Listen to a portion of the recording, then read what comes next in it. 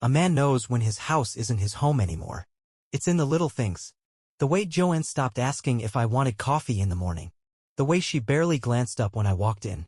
It was in the pause before she kissed me, like she had to remind herself to do it.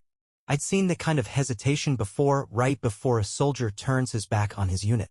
My name is Richard Jackson. Rick to my friends. I'm 62, spent 3 decades in the Army, most of them leading men in places where mistakes got people killed. I retired with a chest full of medals, a back full of scars, and a head full of habits I can't shake. I run a security consulting firm out of Houston now. Work keeps my mind sharp, my hands busy, but civilian life is a different battlefield. Less predictable. No clear mission. The first time I really noticed something was off, I was at Mike's Diner, the kind of place where the coffee's strong, the booths are cracked, and the same old boys take up the corner table every morning, swapping war stories. Mike Owens, my closest friend, was sitting across from me, stirring sugar into his coffee. He was a Marine, built like a brick wall, with a face carved from old leather. He never sugarcoated anything.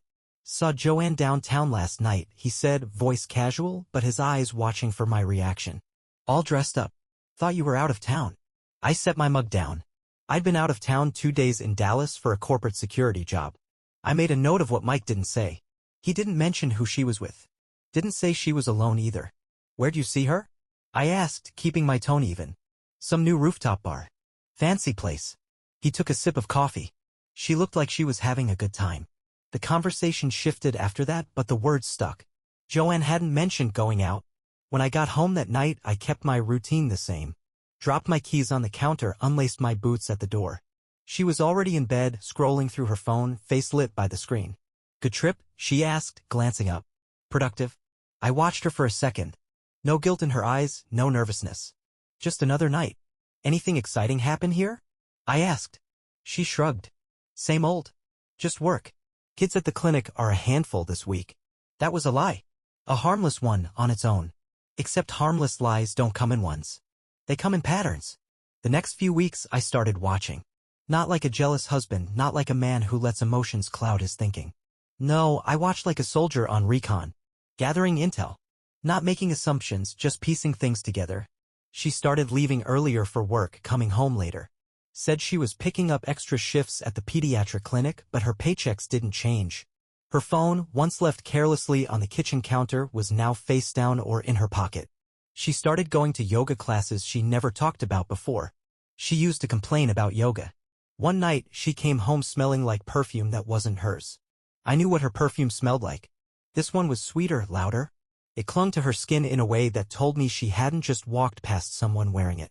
You change perfume? I asked. She blinked, barely hesitated. Lisa let me borrow hers at work. A bad excuse. The kind made up on the spot. I let it sit there, let her think I bought it. No need to rush. Rushing gets you killed. 2 weeks later, I had my answer. I was parked outside the Monarch, an upscale cocktail lounge downtown, the kind of place with overpriced drinks and men who didn't have to fight for what they had. I watched from across the street as Joanne walked inside, wearing a dress I hadn't seen before. 5 minutes later, he showed up. Nathan Upton. I didn't need an introduction. I'd seen his type before. Mid to late 30s, well-dressed, the kind of guy who never had to scrape and claw for his place in the world. Always talking, always laughing, touching her arm just a little too long. He ordered for her. She let him. I sat in my truck, watching them through the window. My gut wasn't tight. My hands weren't shaking. I wasn't angry. No, anger was for men who lost control. I wasn't losing control. I was gathering facts. When Joanne finally came home that night, I was sitting on the couch, an old habit from nights when I had to be ready at a moment's notice. She walked in, surprised to see me still awake. You're up late, she said, kicking off her heels. Couldn't sleep. I watched her, reading her body language. Relaxed, confident. She wasn't worried about being caught. She leaned over the back of the couch, kissed my cheek. It was automatic, routine. You smell like gin, I said. She laughed, a little too quickly. Had a drink after work. Lisa dragged me out. Lisa again. The woman sure was busy. I nodded. How is she? She's good. The lie slipped out too easy. I didn't call her on it. Not yet. That wasn't how you won. No, I was going to do this right. The next morning I got up before dawn, same as always. Old habits don't die just because the war is over. Joanne was still asleep, curled under the blankets like nothing had changed. I stood in the doorway for a second, watching her. I'd been trained to read people, to see the small shifts, the tells. It was all there, the way she turned away from my side of the bed, the way she used to reach for me in her sleep and didn't anymore. I pulled on my boots, laced them tight, and stepped outside. The air was thick, humid. Houston mornings always were. I walked down the driveway, picked up the paper out of routine, and stood there for a minute looking at the quiet neighborhood. Lawns trimmed, cars parked in the same driveways they'd been in for 20 years. Everything in its place. Except my life. At the diner, Mike was already in our booth, his coffee half gone. He glanced up as I slid in across from him. "You look like hell," he said. "Feel worse," I muttered, waving down the waitress for coffee. She was young, barely 20, moving fast on tired feet. "Black?" she asked. I nodded. Mike waited until she walked off before leaning in. "You find out what you needed to?" "I found out enough." I rubbed a hand over my jaw. I hadn't shaved. Another bad sign. Mike exhaled through his nose, shaking his head. "So, what's next?" I took a sip of coffee, let the heat settle in my gut. "I don't do anything without a plan." "Damn right." He leaned back. "What are you thinking?" "I take control." I set the mug down, my fingers tapping once against the table. "She thinks she's the one making decisions. Thinks she's the one in control." I shook my head. "That stops now." Mike studied me for a long second, then nodded. "Good." Joanne wasn't dumb. She wouldn't risk everything unless she thought she was in the clear. That meant she believed I was predictable. A soldier set in his ways. That was my advantage. People always underestimate the man they think they've figured out. That afternoon I made my first move. I took an hour off work, drove to the bank, and opened a separate account. Small transfers, just enough to move what I needed without raising red flags. Next, I made a call to our financial advisor, had him quietly adjust the estate paperwork. Joanne had been the primary beneficiary on my policies. Not anymore. At home, she was in the kitchen when I walked in, humming to herself, scrolling through her phone. She didn't hear me at first. I stepped closer, just enough for her to notice. She locked the screen quick, too quick, slipping the phone into her pocket. "You're home early," she said, smiling like nothing was wrong. "Slow day." I walked to the fridge, grabbed a bottle of water. "What about you? Busy at work?" "Always." I took a long drink, watching her over the rim. "Where'd you end up last night?" She blinked, just for a second. "I told you. Lisa and I had drinks." I nodded. "Right?" She turned back to the counter, but I could see the stiffness in her shoulders. She knew I was watching her. She just didn't know why. That night, she fell asleep fast, breathing slow and steady. I lay awake, staring at the ceiling. I thought about all the years we had. The good ones. Thought about the woman who used to wait up for me when I came back from deployments, the one who cried when she saw me in uniform for the first time. I couldn't see her anymore. I didn't know if she was gone or if she ever really existed at all. 2 days later, I followed her. Not far, not aggressive. Just enough to get what I needed. She left work at 5, same as always. But instead of heading home, she drove downtown past the spots we used to go. She parked near the Monarch again. I waited a few minutes before stepping out of my truck, walking slow, unassuming. Through the window, I saw them. Nathan was already there, laughing, leaning in close. Joanne touched his arm, smiling the way she used to smile at me. I pulled out my phone, snapped a photo, and walked back to my truck. That night, when I got home, she was in the bathroom, brushing her teeth. She saw me in the mirror, met my eyes for a second before looking away. I leaned against the doorframe, arms crossed. "What are you looking for?" She spit into the sink, wiped her mouth. "What?" "You heard me." I kept my voice even. She turned, frowning. "Why are you asking me that?" I shrugged. "Because I want to know." She looked at me for a long moment, then shook her head. "I'm going to bed." I let her walk past me without a word. The next morning, I walked into the lawyer's office. Time to set the real plan in motion. The lawyer's office smelled like old paper and fresh coffee, the kind of place where things got decided with a firm handshake and a signature. William Crane and Associates had been handling my legal matters for years, estate planning, contract negotiations for my consulting firm, the kind of things a man keeps in order when he's used to life being unpredictable. Bill Crane was in his 60s, same as me, but where my years were spent in war zones, his were spent in courtrooms. He had a sharp mind, a sharp suit, and the kind of patience that came from dealing with men who didn't like being told what to do. He gestured for me to sit as I walked in, folding his reading glasses and setting them aside.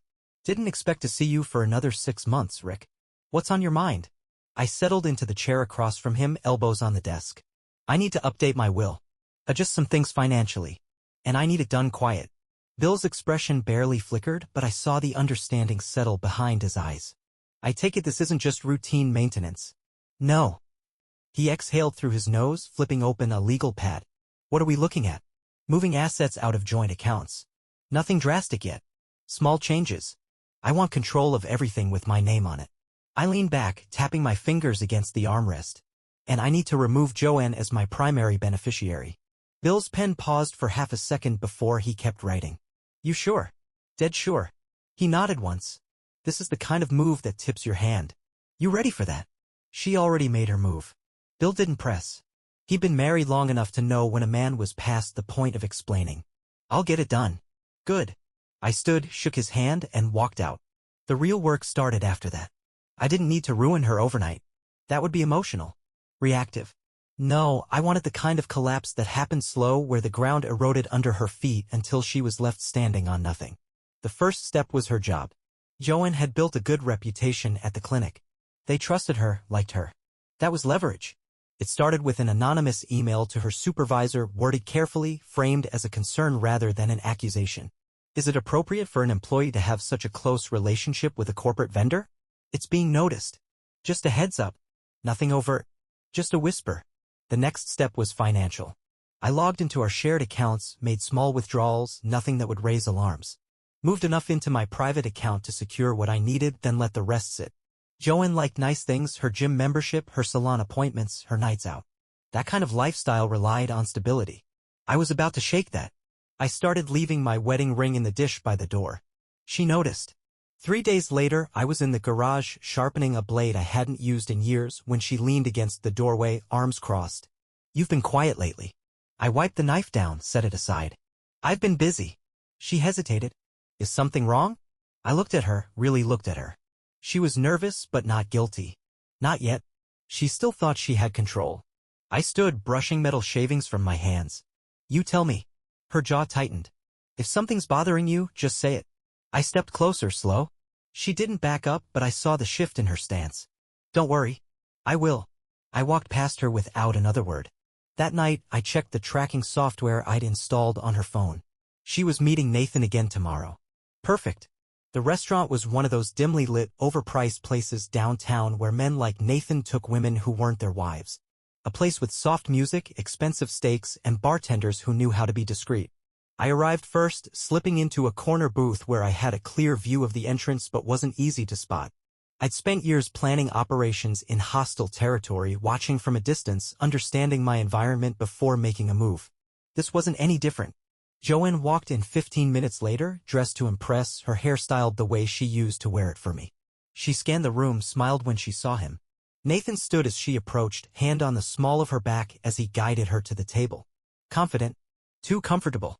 I watched them order drinks, laughing, leaning in close. Joanne played with the stem of her wine glass, nodded as he talked. She used to look at me like that. I checked my watch. Right on schedule. 10 minutes later, the restaurant manager approached their table, a polite but firm expression on his face. Nathan's smile wavered as he was handed a folded note. He opened it, brow furrowing as he read the words I'd carefully chosen. Mr. Upton, we've been made aware of your behavior with a client's spouse. Considering your company's strict policy on professional conduct, we strongly advise you to reconsider your current actions before they impact your career. Some decisions have lasting consequences. Nathan's head snapped up, scanning the room. His face was tight, controlled, but I saw the panic in his eyes. Joanne leaned in, asking what was wrong. He crumpled the note, forced a smile, said something to her, but she wasn't buying it. She wasn't stupid. I signaled the waiter, settled my tab, and stood. As I walked past their table, I let my hand rest briefly on Nathan's chair. He froze. Joanne turned, her face going pale when she saw me. I smiled, slow, deliberate. Evening. Nathan swallowed hard, shifting in his seat. Joanne opened her mouth to speak, but I was already walking away. Outside, I took my time. The night was warm, the streets alive with people who had no idea the quiet war happening inside that restaurant. I leaned against my truck, watching the entrance. 5 minutes later, Nathan walked out alone, his usual confidence stripped away. I let him get a few steps down the sidewalk before I spoke. Rough night? He stopped, stiffened. Slowly, he turned. His face was set, but his hands gave him away, clenched fists, fingers twitching.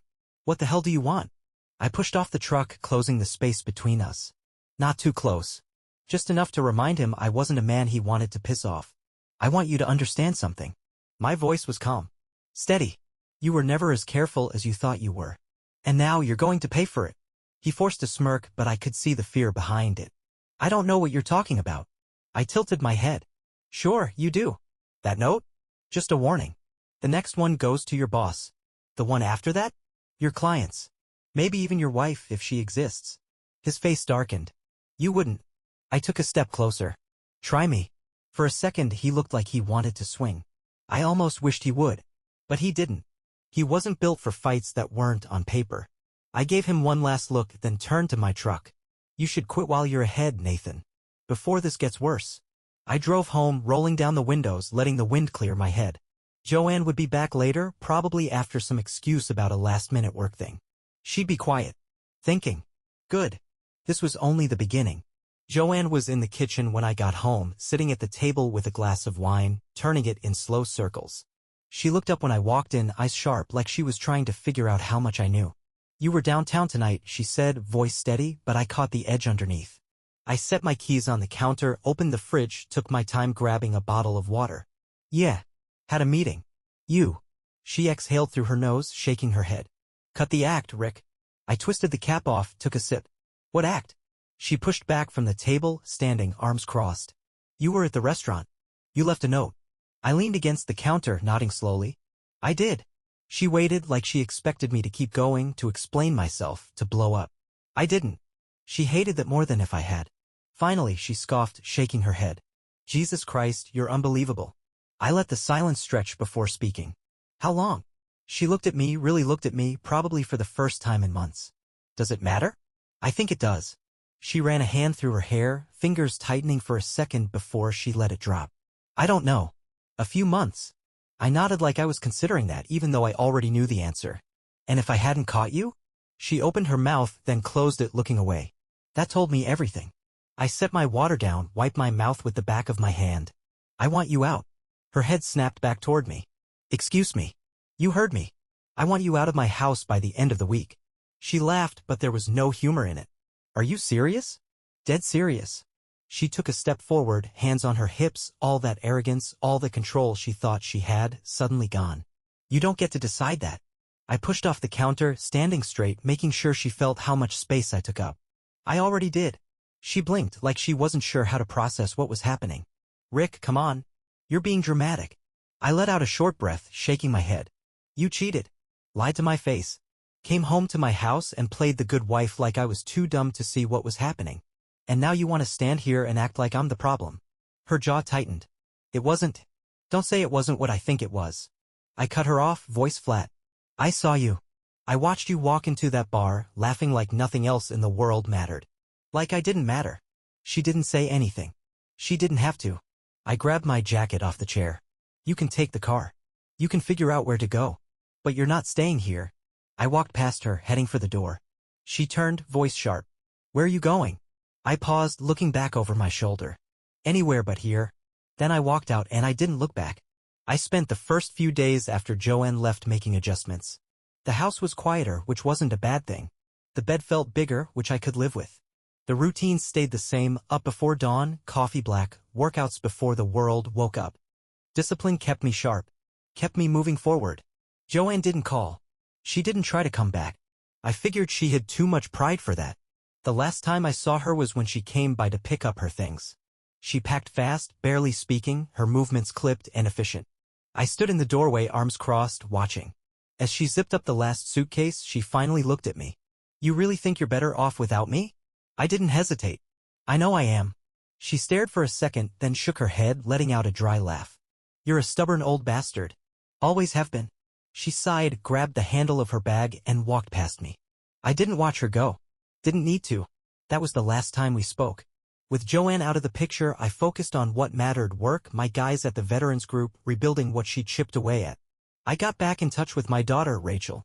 She'd kept her distance over the years, resentment built from too many birthdays missed, too many duty calls, excuses. I didn't blame her. A man makes his choices and he lives with them. I called her up one evening, not expecting much. She answered, hesitant. Dad? Hey, kid. Just checking in. A pause. That's new. I let out a breath, leaning back in my chair. Yeah. Guess I've been busy being stubborn. She didn't argue. That was fair. We talked, nothing deep, just small things, her job, the dog she adopted, how she still hated Houston summers. It wasn't much, but it was a start. A few weeks later, Mike convinced me to get out of the house more. Said I was turning into a damn recluse. He had a point. Come on, he grumbled over coffee. You're what, 62? Still got some mileage left. Go meet people. I raised a brow. You saying I need to start dating? I'm saying you need to stop sitting around acting like a widow when you're not one. I snorted but didn't argue. He had a way of cutting through the bullshit. That's how I ended up at a cooking class of all things, standing in a kitchen full of people who actually gave a damn about things like spice pairings and knife technique. I was out of my element, but it wasn't bad. That's where I met Linda. She owned a little bookstore downtown, sharp-witted, didn't take herself too seriously. We ended up at the same station, fumbling through some complicated sauce neither of us cared about. At one point, she smirked. You look like you're about 5 seconds from walking out. I glanced at the mess in front of me. That obvious? A little. I rolled my shoulders, picking up the knife. Guess I'm better at breaking things down than putting them together. She tilted her head. Military? I nodded. Retired. She smiled, stirring the sauce. Explains the posture. And the scowl. I let out a breath that was almost a laugh. That bad? She shrugged. No. Just looks like you forgot how to relax. I didn't have an answer for that. By the end of the class, she handed me a card with her bookstore's address. Come by sometime, she said, casual. We've got strong coffee and bad chairs. I looked at the card, then at her. Sounds terrible. She grinned. You'll fit right in. I went a week later. Not because I needed a book, but because it had been a long time since I'd met someone who didn't remind me of what I'd lost, only of what was ahead. The bookstore smelled like old paper and fresh coffee, just like she'd promised. It was smaller than I expected, tucked between a bakery and a tailor shop downtown, the kind of place most people walked past without noticing. I pushed open the door, and a little bell rang somewhere in the back. Linda looked up from behind the counter, where she was flipping through a newspaper. She smirked. Took you long enough? Had to make sure the coffee was worth the trip. I walked over, glancing at the shelves, all neat and orderly. You run this place by yourself? Mostly. She stretched, setting the paper aside. But I get help now and then.